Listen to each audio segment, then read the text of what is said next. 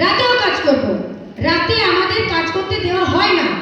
আমরা চাই অধিকার, আমরা চাই ন্যূনতম মজুরি, আমরা চাই সম কাজের সম মজুরি। শ্রমজীবী নারী তারা রাজপথ কাঁপাবে। এই কাঁপাবে মানে হচ্ছে তারা ন্যায্য অধিকার নিয়ে তারা সেদিন দাবি তুলবে, সকলে মিলে আমরাও দাবি তুলব যে আমাদেরকে মানুষের মর্যাদা দিয়ে মাথা উঁচু করে বাঁচতে দিন। আমরা নির্যাতনের শিকার আর হতে পাচ্ছি না, ধর্ষণের শিকার হতে পাচ্ছি না, যৌন নিপীড়ন চলছে কর্মক্ষেত্রে তার শিকার হতে পাচ্ছি না। কাজ করলেও মূল্য নেই, মিলছে না ন্যায্য মজুরি, শ্রমিকের মর্যাদা, মিলছে না ঘামের দাম। কর্মক্ষেত্র থেকে বাড়িতে বাড়ছে হেনস্থা। এই নাইনসাফি চলবে না। বহরমপুরের সভায় সোচ্চার মেয়েরা। যখন সমান, তাহলে শুধু দিনে কেন, রাতে নয়? রাতেও কাজ করব, রাতে আমাদের কাজ করতে দেওয়া হয় না। পুলিশ আমাদের হেনস্থা করে। আপনি রাতে কেন বেরিয়েছেন? কেন আপনি রাতে কাজ করবেন? আপনার বিপদ হলে আমরা সামলাতে পারবো? কেন পারবে না? কেন আমরা পারবো না? কেন আপনারা পারবেন না? আপনারা কি করতে আছেন? তারা সেটা মানতে চায় না। তো আমার একটা দাবি, রাতের নিরাপত্তা আমাদের দেওয়া হোক। শুক্রবার বহরমপুর ঋত্বিক সদনে আলোচনা সভায় উঠে এলো শ্রমজীবী পেশাজীবী মেয়েদের চাহিদা দাবির কথা। মঞ্চে মুখ খুললেন মেয়েরা। এক সুরে মিলল সব অংশের মেয়েদের স্বর। মানুষ চাকরি বাকরি করি, মাসের শেষে একটা মাইনে পায়। সমাজের তথাকথিত যে খেটে খাওয়া মানুষ যাদের বলা হয় তাদের বাইরের অংশ বলে মনে করা হয়, কিন্তু আসলে আমরা যারা মহিলা তারা সকলেই কিন্তু কোথাও না কোথাও এক। সব কাজের মধ্যে থেকেও আমাদের মধ্যে যে কমন বিষয় যেটা, সেটা আমরা নিয়েই আজকের এই আলোচনা এবং আজকের এই যে উদযাপন।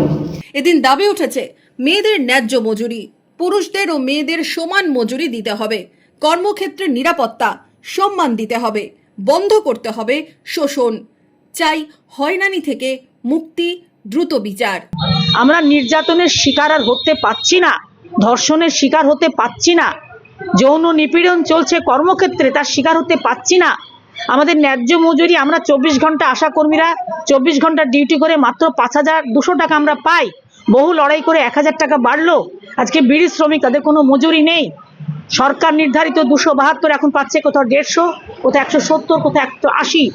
তাদের সংসার চলে না, টিবির রোগ, কোমরে ব্যথা, এইভাবে আমরা দেখছি। পরিচারিকা সারাদিন কাজ করে, তাদের সংসার চলে না। হকের মজুরির পাশাপাশি শৌচালয়, বিশ্রামাগার, সন্তানের শিক্ষার জন্য ক্রেস, হোস্টেলের দাবির কথা তুলে ধরেছেন মেয়েরা।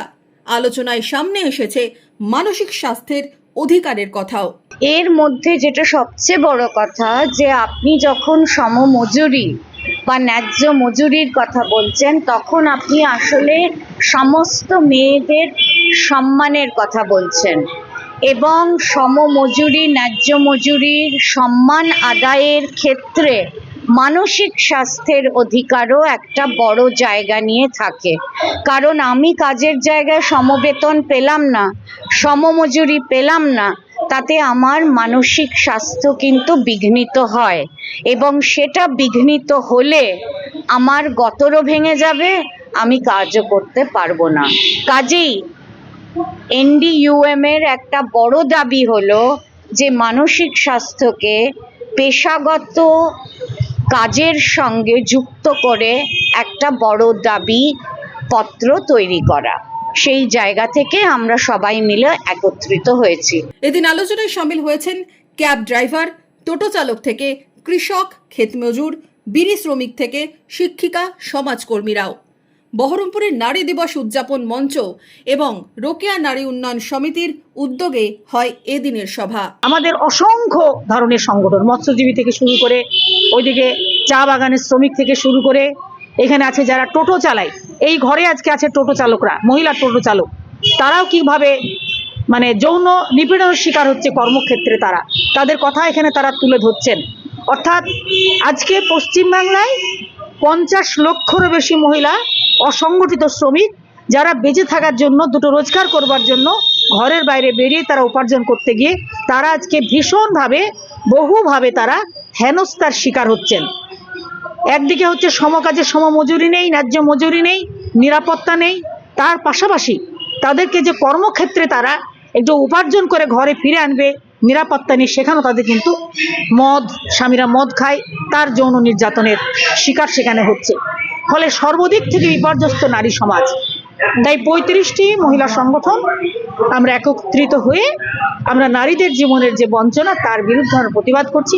সভা শেষে হয় মিছিলও।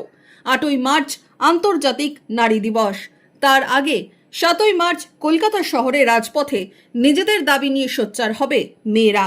সেই আহ্বানও উঠে আসে এদিনের পদযাত্রায়।